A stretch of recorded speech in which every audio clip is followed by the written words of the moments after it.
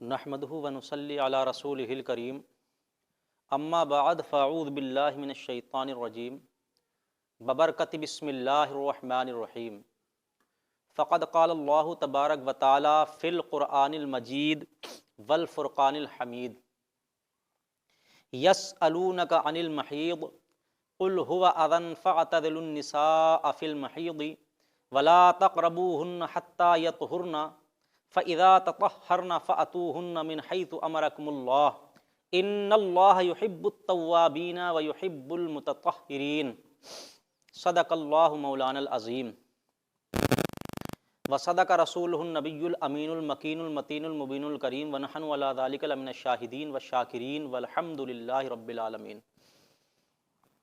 چلیے آج ہم بات کرتے ہیں، کچھ لوگوں نے یہ سوال کیا تھا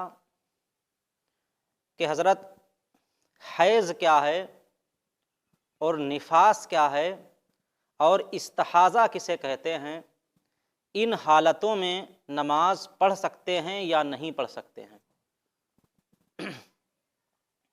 کچھ میری ماں بہنوں کا یہ سوال بذریعے آدمیوں کے آیا تھا، تو آج اسی پہ ہم گفتگو کرتے ہیں۔ اللہ تبارک و تعالیٰ اپنے مقدس کلام پاک کے اندر ارشاد فرماتا ہے، سورہ بقرہ میں دوسرے پارے میں، یسألونک عن المحیض، یہ آیت کریمہ کب نازل ہوئی کہ یہود کے لوگ اور مجوسی لوگ جب عورتوں کو حیض آیا کرتا تھا یا نفاس آیا کرتا تھا تو ان کے شوہر اور ان کے گھر والے ان عورتوں کو گھر میں رکھنا تک پسند نہیں فرماتے تھے، ان کے ہاتھ سے پانی پینا نہیں پسند فرماتے تھے، یہاں تک حال یہ تک ہو چکا تھا کہ ان کی طرف لوگ دیکھنا تک گوارا نہیں کرتے تھے۔ عرب کے لوگ بھی اسی فعل میں مبتلا ہو گئے۔ صحابہ کرام علیہ الرحمت و رضوان نے آ کر کے اللہ کے رسول صلی اللہ علیہ وسلم کی بارگاہ میں یہ سوال کیا، یا رسول اللہ صلی اللہ تعالیٰ علیہ وسلم، عرب کے لوگ اس حیض کے معاملے میں اس قدر اپنی بیویوں سے پرہیز کرنے لگے ہیں۔ تب اللہ تبارک و تعالیٰ نے یہ آیت کریمہ نازل فرمائی، یسألونک عن المحیض، اے محبوب یہ لوگ آپ سے سوال کرتے ہیں حیض کے بارے میں۔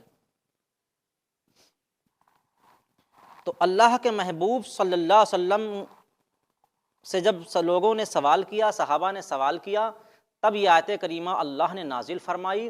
حضور پاک صلی اللہ علیہ وسلم نے پھر ارشاد فرمایا کہ او لوگوں کی حالت حیض میں، جب عورت کو حیض آئے یا نفاس آئے، حالت حیض میں عورتوں سے جماع کے علاوہ کرو، جماع کے علاوہ یعنی صحبت سے بچو، اور باقی انہیں گھر میں رکھنے میں کوئی قباحت نہیں ہے، جس طریقے سے اور عورتیں رہتی ہیں وہ بھی رہیں، ان کا جھوٹا کھانے میں بھی کوئی قباحت نہیں ہے، اور انہیں منحوس نہ سمجھو، یعنی جماع کے علاوہ ان کے ساتھ علیحدگی نہ اختیار کرو، جماع نہ کرو اور باقی انہیں منحوس نہ سمجھو۔ تو جب اللہ کے رسول نے یہ جملہ فرمایا تو یہود و نصارہ نے یہ بات کہی کہ اللہ کے محبوب صلی اللہ علیہ وسلم ہمارے ہر قول کی مخالفت کرتے ہیں، جو ہم کہیں اس کے خلاف آپ فتویٰ دیتے ہیں۔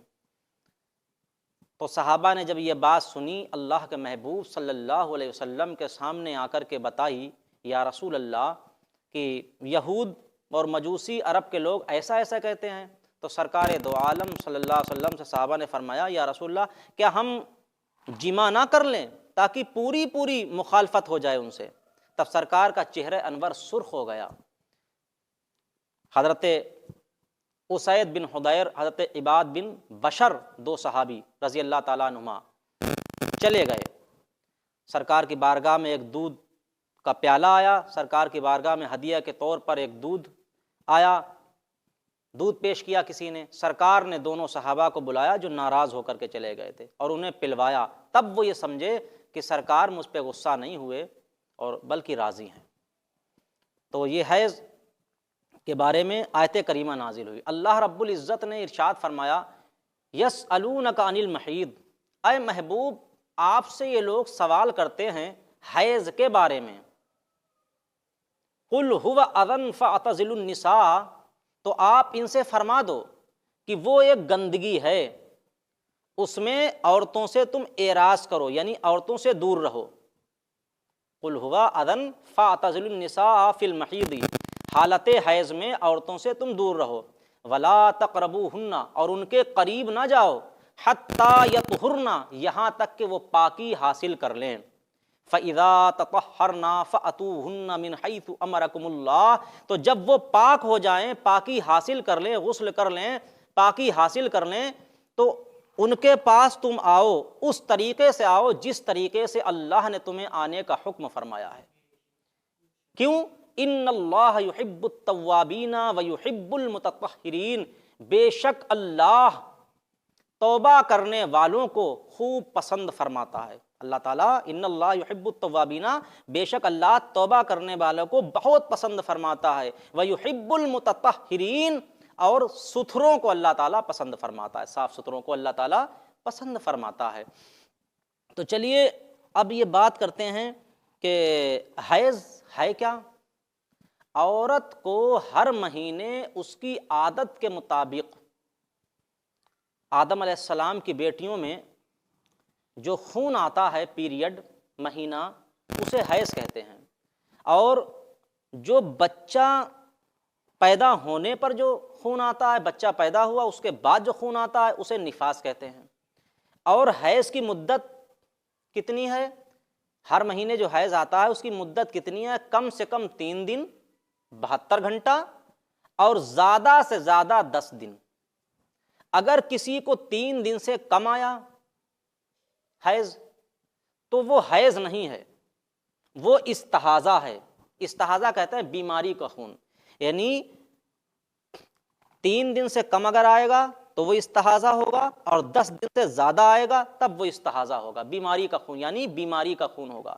تو حالت حیض میں نماز پڑھنا یہ منع ہے، حالت حیض میں نماز روزہ کرنا یہ حرام ہے، حالت حیض میں نماز روزہ کرنا ممنوع ہے، اور نماز جو ہے نماز معاف ہے، اور اس کے بعد میں اس نماز کی قضا بھی نہیں ہے۔ یعنی اگر کسی کو 3 دن خون آیا یا 10 دن آیا تو حالت حیض میں وہ نماز نہ پڑھے۔ اور جب حالت اس کو ہر مہینے اگر 3 دن خون آتا ہے حالت حیض میں، ہر مہینے اگر 3 دن اسے خون آتا ہے تو اس کے بعد میں اب وہ غسل کر لے، اس کی ناپاکی ختم ہو گئی، حیض کا خون ختم ہو گیا، تو اب اس پہ نماز معاف نہیں ہے۔ یا 10 دن کے بعد اس کسی کو 10 دن کی عادت ہوتی ہے حیض آنے کی، تو 10 میں جو 11واں دن ہے اور پھر بھی اسے اگر خون آیا تو جو 11واں دن ہے تو اس میں اس کی معافی نماز کی نہیں ہے، 11ویں دن کی اگر اس نے نماز نہیں پڑھی ہے تو اس کی نماز قضا وہ پڑھے۔ یعنی کہ یہ سمجھو کہ حالت حیض میں نماز معاف ہے، اور حالت حیض ختم ہونے کے بعد میں اس نماز کی وہ نماز پڑھے، اور اگر قضا کر دی تو اس کی قضا کرے۔ لیکن روزہ حالت حیض میں منع ہے، حالت حیض میں روزہ نہ رکھے، اور جب حیض کے دن گزر جائیں، رمضان شریف ہیں اور اسے حیض آ گیا تو اس کو روزہ چھوڑ دے۔ اب رمضان شریف جب گزر جائیں عید کے بعد، اب وہ جو روزے اس کے چھوٹ گئے ان روزوں کی قضا کرے، نماز کی قضا نہیں، اور روزوں کے رمضان کے فرض روزوں کی قضا اس پر فرض ہے۔ وہی نفاس کا عالم ہے۔ پہلے یہ سمجھو کہ جیسے حیض جو ہے، حیض کسے کہتے ہیں؟ حیض کتنے خون ہیں؟ حیض جیسے کسی کے کالا، عورت کے آگے کے مقام سے جو عادی طور پر جو خون نکلتا ہے مہینے میں اسے حیض کہتے ہیں۔ تو حیض کا جو کلر ہوتے ہیں، رنگ ہوتا ہے، کالا بھی ہوتا ہے اور سرخ بھی ہوتا ہے، زرد بھی ہوتا ہے، مٹمیلا بھی ہوتا ہے، گندا گندا بھی ہوتا ہے، اور جو سفید رطوبت آتی ہے وہ حیض نہیں ہوتی. سفید پانی وہ حیض نہیں ہوتا، سفید پانی حیض نہیں ہوتا. تو جس طرح جیسے اگر کسی کو کبھی کبھی یہ ہوتا ہے کہ 3 دن حیض آیا اور اس کے بعد میں پھر اس کو سفید پانی آیا، وہ یہ سمجھی کہ لگتا اب نماز ہم نہیں پڑھ سکتے، تو سفید رنگ کا جو پانی آئے گا تو اس میں نماز معاف نہیں ہے. بے شک. سفید رنگ کا پانی، جیسے کچھ عورتوں کو لیکوریا ہو جاتی ہے، وہ یہ کہتی ہیں کہ ہم پاک نہیں رہ پاتے، نماز کیسے پڑھیں؟ نہیں، ان حالتوں میں وہ نماز وضو کریں گی اور نماز اور جو کپڑا ہے گندا اسے ہٹا کر کے وضو کر کے نماز ادا فرمائیں گی. اور یہاں تک کہ ہے نماز، یہاں تک کہ ہے کہ جیسے کسی کو 10 دن خون آیا ہے اس کا، اور اس کے بعد پھر 11ویں دن بھی خون آیا، 12ویں دن بھی خون آیا، 13ویں دن بھی خون آیا، اور ایسا خون آیا کہ بالکل رکتا ہی نہیں ہے، دھار کی طرح چل رہا ہے. اور اس نے ایک نماز سے لے کر دوسری نماز تک اگر اس کے خون نہیں بند ہوا تو وہ معذور کے حکم میں ہے، وہ معذور ہے. اب وہ ایک وضو کرے اور اسی وضو سے لنگوٹ باندھ کر کے جتنی چاہے نمازیں پڑھے، وضو کرے اور جتنی چاہے نمازیں اس وقت میں پڑھ سکتی ہے پڑھے، نماز معاف نہیں ہے. یعنی جس کو دوسرا اسی کے حکم، جیسے کسی کی کان بہ رہا ہے تو نماز معاف نہیں ہے، جیسے کسی کا آشوب چشم ہے یا ناسور ہو گیا ہے، یا دودھ پلانے والی بچوں کو جو دودھ عورتیں پلاتی ہیں ان کا دودھ نکلنے لگتا ہے، جاری ہو جاتا ہے لگاتار، تو وہ سمجھتی ہیں نماز نہیں پڑھ سکتے. ایسا نہیں ہے. ان چیزوں سے جس کو دائمی مرض ہو جائے، جیسے پیشاب قطرے کے رہا آنا، قطرے کے ساتھ پیشاب بار بار آنا اور لگاتار اس کے یہی آتا ہے، تو ان چیزوں سے وضو بھی نہیں ٹوٹتا ہے. اگر اسے ایک نماز سے لے کر دوسری نماز کے وقت تک اگر اس کے وہ مرض بالکل لگاتار کانٹینیو چلتا رہا تو وہ معذور کے حکم میں ہے، وہ استنجا کرے اور وضو کرے اور نماز پڑھے. اب رہا نفاس کا معاملہ. نفاس کہتے ہیں بچہ پیدا ہونے کے بعد جو خون آتا ہے اسے نفاس کہتے ہیں. بچہ پیدا ہونے کے بعد جو خون آتا، جو بچہ پیدا ہونے سے پہلے خون آیا وہ نفاس نہیں ہے. بچہ پیدا ہونے کے بعد جو خون آتا ہے اسے نفاس کہتے ہیں. اور نفاس کی کم مدت کی کوئی مقدار نہیں ہے، زیادہ سے زیادہ اس پر 40 دن ہیں. 40 دن کے بعد اگر وہ خون آیا تو وہ اسے مستحاضہ ہوئی، بیماری کا خون ہے، وہ اس پہ نماز معاف نہیں ہے. 40 دن تک اگر اسے 10 دن خون آیا پھر بند ہو گیا، اور پھر 10 دن کے بعد خون آ گیا پھر بند ہو گیا، پھر 10 دن کے بعد خون آ گیا پھر بند ہو گیا، تو 40 دن تک اگر ایسا لگا رہا تو وہ نفاس ہی کے حکم میں ہے، وہ نفاس ہے. ان دنوں میں وہ نماز نہیں پڑھ سکتی، نماز معاف ہے اس کے لیے. لیکن اس کی آگے چل کے وہ نفاس کے ختم ہونے کے بعد وہ غسل کر کے نماز پڑھے گی، اس کی قضا کرے گی. اور اس کی قضا بھی نہیں ہے، نماز کی قضا بھی نہیں ہے، لیکن روزے کی قضا ہے. نماز کی نہ حیض میں اور نہ نفاس کے عالم میں نماز معاف ہے، اس کی قضا بھی نہیں ہے. روزے کی قضا فرض ہے.